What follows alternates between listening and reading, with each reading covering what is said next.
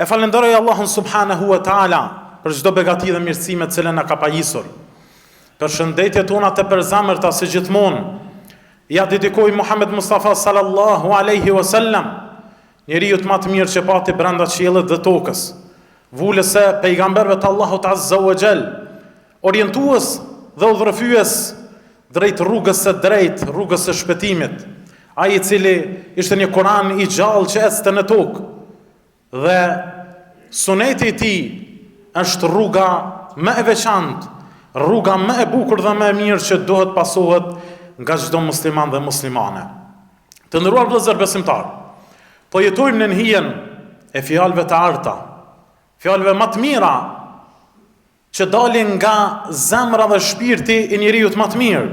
Muhammed Mustafa sallallahu alaihi wasallam në vitin e 10 të hijretit, në ditën e 9 të muajit Dhulhijja, në kodrën e Arafatit, pejgamberi sallallahu alaihi wasallam i tha disa fjalë nga shpirti, sepse e dinte që më nuk do të kishte mundësi në vitin tjetër.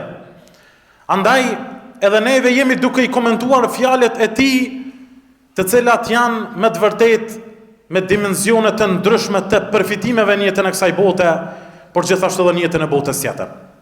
Vazhdon në hutbën e tij lam të mirë se pejgamberi sallallahu alaihi wasallam para 1400 ca viteve tu thot muslimanëve: ruajuni nga prostitucioni, tradhtia bashkëshortore dhe xhelozia.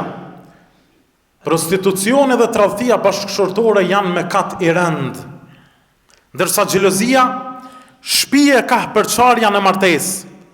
Martohuni me ato të cilat i doni, e kur Zoti me vullnetin e vet do t'ju bashkoj, atëherë respektohuni, duajuni dhe jetoni në dashuri dhe harmoni.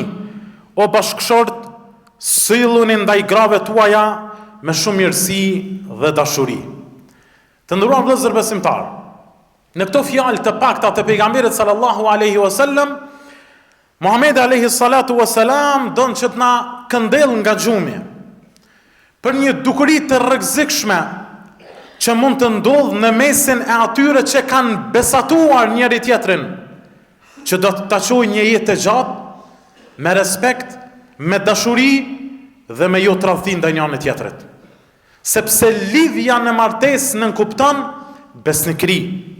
Dhe martesa është e ndërtuar mbi bazën e vazhdueshmërisë, e jo mbi bazën e një periudhe një mujore, 3 mujore apo një vjeçare. Pra martesa është ndërtuar mbi bazën e vazhdueshmërisë së gjatë deri në vdekje. Përveç nëse ka rrethana të veçanta kur njeriu detyrohet ose është vdekja ose detyrohet të shkurorzohet për shkaqe të ndryshme gjatë martesës. Andaj pejgamberi alayhis salam dëshiron që të na këndell nga xhumi për 2 komponente të rëndësishme që shkatërrojnë familjen dhe e prishin martesën, e që është zinaja, prostitucioni dhe tradhtia që bëhet e këtij akti, sidomos gjatë martesës. Andaj Allahu subhanahu wa ta'ala, edhe për ata të cilët janë të martuar, edhe për ata të cilët nuk janë të martuar, Allahu azza wa jall thret në Kur'anin famë madh duke thënë: "Esta'idhu bila bismillah wa la taqrabu az-zina, innahu kana fahishatan wa sa'a sabila." Dhe ti, musliman dhe muslimane, mos shkon mendja me ju afru zinas, se për me ba nuk duhet fare me kanë në ekzistencën e mendjes tane. Pra mos shkon mendja me ba zina, me ju afru asaj, sepse ajo me të vërtet është një vepër e urryer te Allah dhe vepër shumë e shëmtuar. Dhe vepër e dështimit në jetën e kësaj bote. Andaj të nderuar vëllezër, Allahu azza wa jall në këtë ajet kuranor na flet me gjuhën e masës preventive. Por aty musliman mos ju afro zinas, jo mos ban, po mos ju afro. Pse? Thonë dietarët islam, sepse njeriu të momentin që i shkon mendja me bë zina, 99.9% ka me rënë zina. Andaj ajo sfida kryesore muslimanit është qysh me largu prej mendjes vet dhe qysh me friksu vetën e vet, që në momentin që përmendet zinaja, ai automatikisht e ndrokahjen tjetër ka. Ai e ndron mendimin e vet. Ai merret me diçka tjetër. Pra, sepse në qovë se të shkon mendja për me bë zina, ose në qovë se ke hedhur hapa drejt zinas, atëherë dije që ti je shumë afër këtij akti të shëmtuar që hidhron Allahun subhanahu wa taala. Mos ju afro zinas. Kanë thënë dietarët islam, i bjen mos i përdor stacione të cilat sillen te zinaja. E këto stacione janë të ndryshme. Rrjetet sociale dhe hapja mundësisë për me fol me vajzat e huaja, sidomos me rrjetet të cilat i përmendim shumë herë. Njëna prej rrjeteve që mas shumë të qënë të zinaja të ndëruar vëllezër është Snapchati, që është një aplikacion i cili është duke i dështuar muslimanët më të madhe.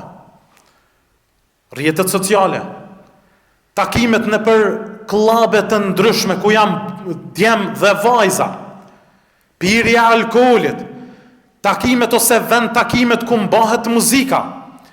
Të gjitha këto janë stacione të cilat ka mundësi me i çu njerëzit tek zinaja që Allah azza wa jall tha mos ju afro zinas. Pra mos ecna për këto stacione sepse pastaj akti shëmtuar që së dënë Allahu ka me të ndodhë gjithsesi.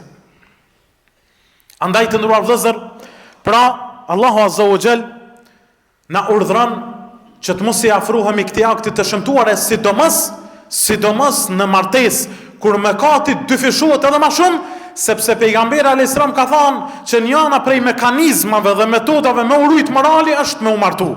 Për këtë arsye transmetohet nga pejgamberi sallallahu alaihi wasallam, i cili ka thënë kur një i ri martohet në moshë të re, atëherë djalli i vërtet, shejtani i vërtet, mjerim për mua, pasi që u martua djaloshi e mbrojti, thot pejgamberi sallallahu alaihi wasallam, e mbrojti 2/3 e fejsë së tij. Pastaj Muhamedi alayhis salam tha, e pjesën tjetër të mbetur le ta ruaj me fen dhe me moralin e tij. Andaj të ndëruar vëllezër, nuk ka goditje më të fuqishme për shejtanin, nuk ka goditje dhe largim dhe distancim nga ky akt që është i shëmtuar zinaja, kur njeriu martohet me halal dhe e ruan epshin e vet dhe e ruan vetveten nga shkatrimi dhe nga devijimi. Gjithashtu të nderuar vëllezër, transmetohet nga Abdullah ibn Mas'udi se ka pyetur pejgamberin sallallahu alaihi wasallam, cili është mëkati më i madh në jetën e kësaj bote? Tha, mëkati gjunahi më i madh është me i bërë shok Allahut azza wa jall. Pastaj i tha, cili është ja Rasulullah? Tha, është me mbyt fëmijën tënd për shkak të varfërisë. Dhe i treti tha pas këtij, cili është? Tha, kur dikush ban zina dhe amoralitet me gruan e komshiut, ose me gruan e atij cili ka më larg, me gruan e dikujt tjetër, tha është prej mëkateve më të mëdha.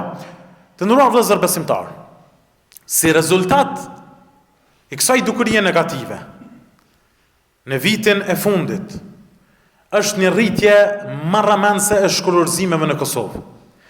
Dhe normalisht që shkullërzimet bëhen për shkaqe të ndryshme. Por ajo çka është e regjistruar në Agjencinë e Statistikave të Kosovës, është se për 7 muaj më radh, janë dikon 1000 raste të regjistruara të shkullërzimeve në Kosovë. Nuk po flas për rastet jo të regjistruara, por rastet e regjistruara për 7 muaj, pra prej muajit janar deri në korrik, janë 1000 raste të shkullërzimeve në Kosovë. E që një pjesë e madhe tyre rezulton të jetë tradhtia bashkëshortore. Kjo si rezultat i largimit të imanit nga zemrat tona, i jo besnikërisë që e kemi ba pra dhe nuk kemi besnik ndaj bashkëshortëve, i humbjes së imanit, e mbi gjitha i lakmis për këtë botë, ku ose gruaja, pra të nderuar vëllezër, lakmon në jetën e një personi tjetër, pastaj e tradhton burrin e vet, me pak para shitet dhe mashtrohet, ose e njëjta ndodh edhe me burrin që për shkak të pasurisë martohet me dikant tjetër dhe e shkullërzon gruan e parë. Andaj prej shkaqeve më të mëdha janë tradhtia dhe jo besnikëria ndaj bashkëshortëve. Andaj është numri më rekord për vitet e fundit në Kosovë, është numri viti 2025 është numri rekord pra në aspektin e shkullërzimeve. Xhelozia duhet me ekzistu në martesë, por me kanarin e shariatit. Dhe njeriu i cili nuk është xheloz në martesë, ai person ka probleme serioze në kuptimin e fesë, para se të ketë probleme serioze në moralin dhe karakterin e tij. Për arsye se njeriu do të jetë xheloz në gruan e tij, në familjen e tij, tek motra e tij, tek vajza e tij, sepse vetëm kështu e ruan nderin dhe karakterin e vet dhe të familjes vet. Por duhet të jetë me masën e kanarit shariatit, sepse në qoftë se e te i kalon këtë mas, del në zullum dhe në padrejtësi. Për këtë arsye të nderuar vëllezër, pejgamberi sallallahu alaihi wasallam ka ndaluar nga xhelozia e cila është pa argumente, nga xhelozia e cila buron jo nga karakteri i fortë që e ke, po nga vezveset e shejtanit. Pra muslimani duhet të ketë xhelozi për familjen dhe gruan e vet, por nuk duhet të i kaloj kufit që pastaj të hi në hak për shkak të vezveseve që i vinë nga shejtani çdo ditë ose në ëndrat e tij, e pastaj ta akuzoj gruan e vet për imoralitet pa e pas asnjë argument nga shariati islam. Për këtë arsye Allah azza wa jall ka ndaluar për ata dhe ka bën një dënim të ashpër për ata të cilët i akuzojnë gratë e tyre për imoralitet në qoftë se nuk vinë me dëshmitar, Por në përgjithësi njeriu duhet të jetë xheloz në familjen e vet, duhet të jetë xheloz në fenë e vet. Sepse në qoftë se s'është xheloz as në fenë e vet, pra i shkel dispozitat e Zotit pa pas xhelozi, ose dikush tjetër i shkel dhe këtij si skuqet fytyra, atëherë le ta di që i ka ik feja vet. Thot Ibnul Qayyimi, kur një zemre i ik xhelozia nga trupi vet, atij i ik dashuria dhe madje i ik edhe feja e tij. Pra kur një zemre i ik xhelozia, atij i ik dashuria e sinqert dhe i ik komplet feja e tij.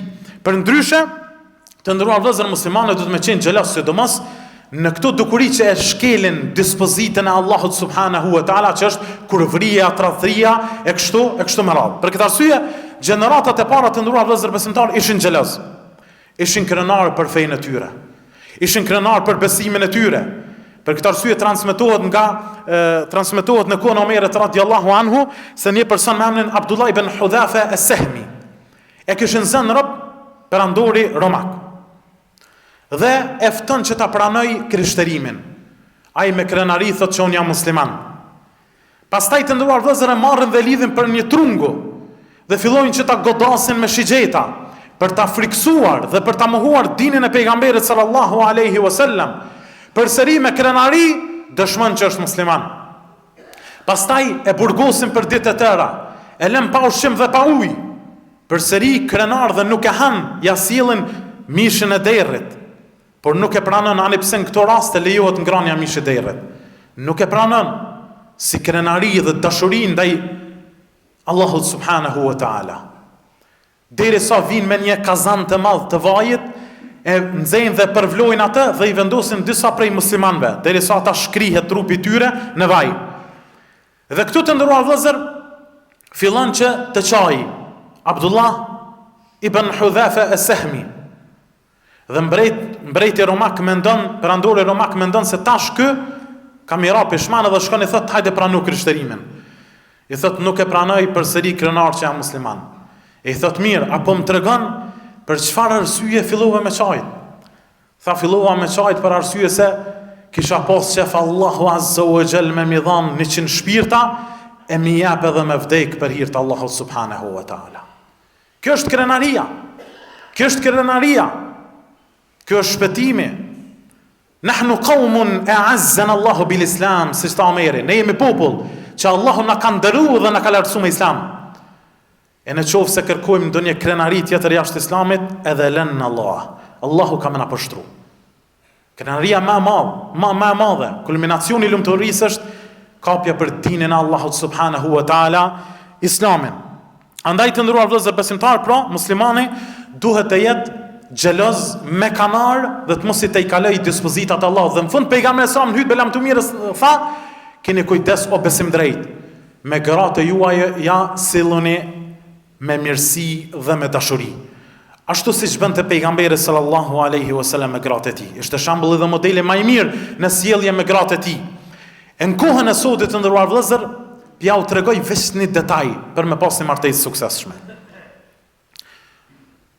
Japja përqendrimin dhe komplet potencialin që ke bashkëshortës tënde kur ajo flet. Kjo është pika fillestare e respektit edhe dashurisë ndaj gruas. Amo jo kur flet gruaja ti i kimet atje të lamela e kerrit, i kimet e guma u shky. Kur flet gruaja, jepja vëmendjen. E njëjta do të më ndodh edhe gruaja ndaj burrit. Sepse kur dikon e dëgjon me vëmendje, koncentrohesh, kjo tregon minimumin dhe bazën kryesore të respektit dhe dashurisë. E fatkeqësisht mesin e muslimanëve sot nuk i kushtohet vëmendje bashkëshortit njëri tjetrit. Nuk dëgjohen me njëri tjetrin. A pejgamberi sallallahu alaihi wasallam e dëgjonte Aishën radhiyallahu anha. Ajo filloi që t'ia shpjegonte tregimin e njohur të arab për 11 gra që filluan ti nxehin karakteristikat e burrave të tyre. Pejgamberi sallallahu alaihi wasallam lërë që dëgjoi këtë tregim, po edhe filloi me komentue tregimin që ja tha Aisha radhiyallahu anha, që tregon se burri duhet me qenë i koncentruar në atë që flet dhe e shpreh gruaja vet. Amo jo sikur një pjesë e njerëzve në momentin që flet gruaja, lese ti budallic nuk të kur gjallë.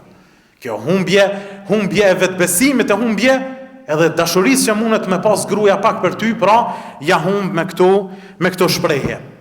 Andaj duhet me pas të ndrua vëllezër respekt dhe dashuri, dhe duhet me lutë Allahun azza wa jall që Allah me të begatu me një gru të mirë. Sepse njeriu do të begatohet njëtën e kësaj bote me dy sene, ose me gru të mirë, ose do të shkatërrohet me gruan e keqe. Dhe neve po e kemi si adet që në fund ta përfundojmë me poezi, dhe njëna prej xhamatit të më tha, për hoxhe kum ditë që je, po për poet se kum ditë. Të nderuar vëllezër besimtar, sahabët e pejgamberit sallallahu alaihi wasallam dhe gjeneratat e mëhershme, kur janë argumentuar për ndonjë çështje në Islam, pika e parë ka qenë Kurani, pastaj suneti e pejgamberit sallallahu alaihi wasallam, dhe pika e fuqishme e arabëve ka qenë poezia. Por edhe pika e fuqishme dhe shkrimtarëve tonë, të cilët në për librat e tyre, pra për ta përçuar një mesazh të caktuar në mesin e popullit shqiptar, e kanë shkruar me poezi. Andaj poezia mbetet një formë e argumentimit dhe e përçimit të mesazhit tek njerëzit. Andaj njëri prej njerëzve gruan e mirë e përshkruan kështu, thot, sepse dojmë pak me dal nga petku i seriozitetit dhe kësaj teme shumë të ndihshme në popullin tonë, për ta kthyer pra në diçka komike për ta përfunduar hutben tonë. Përshkruan një poezi nga Saadiu për gruan e mirë, i cili thot: një grua e bukur që skuqet kur flet, të shoqin e varfër e bën si mbret. Si mbret ti jetën kaloje mbi dhe, se shoqe si do vet afër e ke. Është të lirt dhe goj sheqer, shih dritën e bardh dhe hijet i ler. Një grua e mirë të pashmes asoj të bukurës i ashkon, se rnimi dhe jeta pa o grind, çdo shëmti e mbulon. Kurse tjetri, të nderuar vëllezër besimtar, e përshkrujti gruan e keqe, Zoti mos na mundsoft me u taku me kësi gra, tha gruaja e keqe ta humb vlerën, ta merr fytyrën edhe nerën. Burrit fort i lidhet ny, burrit qyqe i kthen mi kry. Gruaja e keqe e derës të keqe, ta bën rrugën e jetës leqe. Ta bën fytyre si të neqe, edhe në vrafsh, kur gjon nuk në reqe. E kullu kauli hadha wa sami'tu mustaghfirullah li wa lakum.